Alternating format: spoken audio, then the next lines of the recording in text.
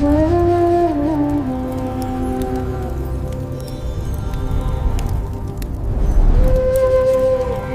हम स्वामी सत्या संगनानंद सरस्वती की शिक्षाओं के जरिए धारणा के प्राचीन और गहरे विज्ञान को समझने का प्रयास करेंगे।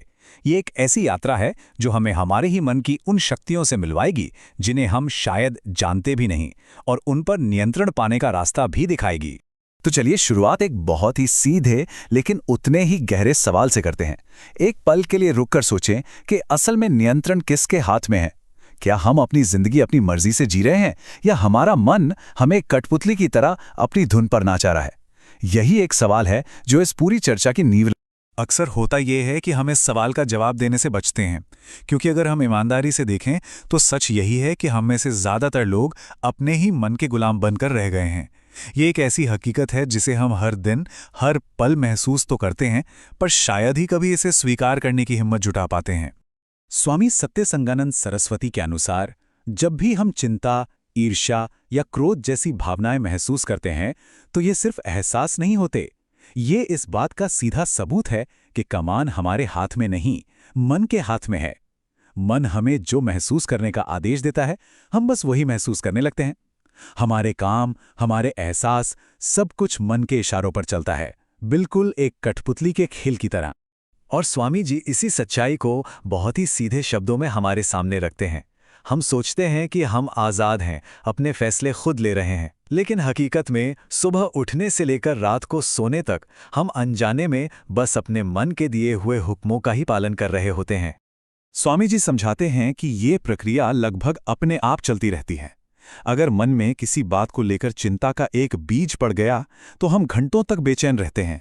अगर मन में किसी की सफलता को देखकर ईर्ष्या जाग गई तो हम अंदर ही अंदर जलते रहते हैं, और अगर मन में क्रोध की आग भड़की तो हम अपना आपा खो बैठते हैं।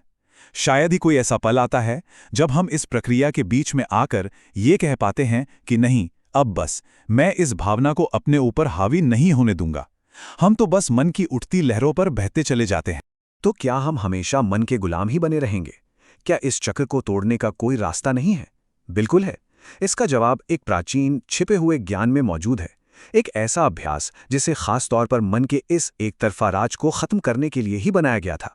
स्वामी सत्य संगानंद सरस्वती के अनुसार वो रास्ता है धारणा।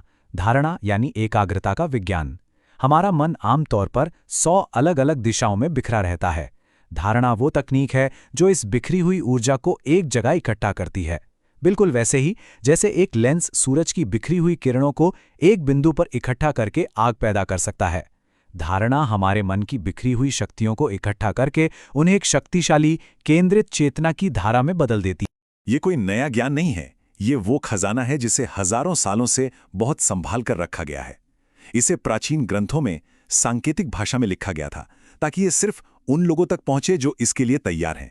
लेकिन समय के साथ प्रबुद्ध गुरुओं ने इसके रहस्यों को खोला, और आज ये ज्ञान हम जैसे सच्चे साधकों के लिए भी उपलब्ध है। अब सवाल उठता है कि ये एकाग्रता, ये धारणा आखिर कितनी शक्तिशाली हो सकती है? इसे समझाने के लिए स्वामी सत्यसंगानंद सरस्वती एक ऐसी तुलना करते हैं जो हमें इसकी असली ताकत का एहसास कराती है। स्वामी जी भौतिक विज्ञान और आध्यात्मिक विज्ञान के बीच एक अद्भुत समानता दिखाते हैं। हम सब जानते हैं कि जब वैज्ञानिक एक छोटे से भौतिक परमाणु को तोड़ते हैं तो उससे कितनी जबरदस्त ऊर्जा निकलती है जो पूरी दुनिया को बदल सकती है।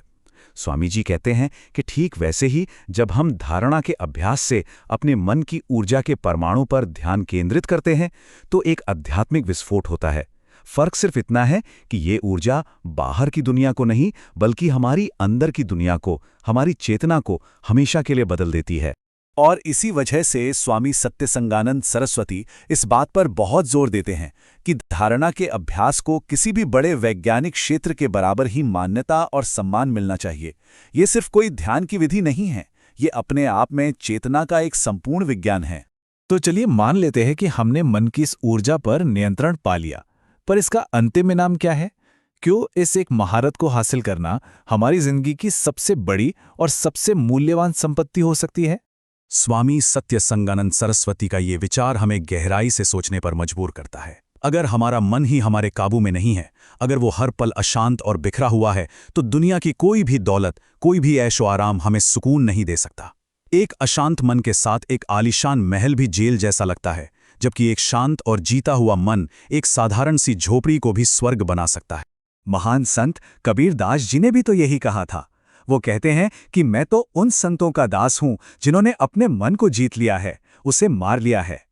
इससे पता चलता है कि हमारे संतों ने सबसे ऊंचा दर्जा किसे दिया है, उस इंसान को जिसने बाहरी दुनिया को नहीं बल्कि अपने ही मन को जीता हो। तो हम अपनी इस चर्चा को इसी एक जरूरी सवाल के साथ समाप्त करते हैं। अगर अपने मन पर विजय पाना ही इंसान की सबसे बड़ी उपलब्धि है, तो इस महान यात्रा का पहला कदम क्या होना चाहिए? इसकी शुरुआत कहाँ से और कैसे की जाए? धारणा का विज्ञान हमें इसी सवाल का जवाब देने का वादा करता है।